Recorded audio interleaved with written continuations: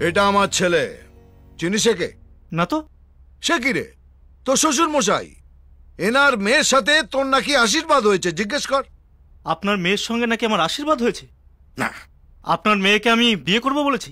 কোনোদিন না। লে হালুয়া, তাহলে কেন আমার বাড়িতে এসে হল্লা করছিলেন যে আপনার মেয়েকে আমার ছেলে বিয়ে করবে বলেছে, আংটি বদলা বদলি করেছে? এটা আপনার ছেলে? ওগো শুনছো? হ্যাঁ গো, তোমাকে সন্দেহ করছে। আপনাকে কিসের বাড়ি মারলে আপনি শান্ত হবেন বলুন তো?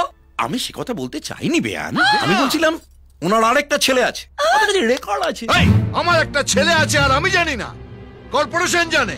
এত বড় মানুষ আপনি, এত বড় বিজনেস আপনার, হওয়ার পরে ভুলে গেছেন? বাবা গো, বাবা দেখো গো, তোমার জামাইয়ের আরেকটা ছেলে আরে আছে চুপ! বাবা। এটা মিথ্যা কথা বলছে, পলিটিশিয়ান। ওই আপনারই ছেলে, সেম কালার, সেম চোখ, সেম কান, সেম নাক, সেম। বাবা গো, বাবা।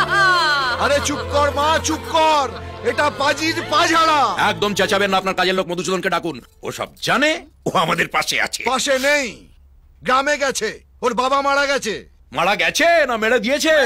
যেই দেখেছেন হাটে হাড়ি ভেঙে যাবে, অমনি সরাটাকে সরিয়ে দিয়েছেন। এই শোনালা, অনেক হয়েছে। এবার কিন্তু মানহানির মামলা করব। এই জানজান ওসব কোর্ট কাছারি আমায় দেখাবেন না। আমি সেই রাজনৈতিক পরিবারের ছেলে যার বাবা হাতে ধরে নাড়ু পাকানো শিখিয়েছে। ভয় দেখাচ্ছেন? হ্যাঁ দেখাচ্ছি। ভয় পাচ্ছি না।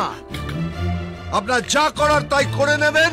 আমি দেখতে চাই আপনি কি করেন। দেখবেন তো তখন, কখন? যখন ক্যাডাররা এসে আপনার বাড়ি অবরোধ করবে। বাথরুমে পর্যন্ত যেতে পারবেন না।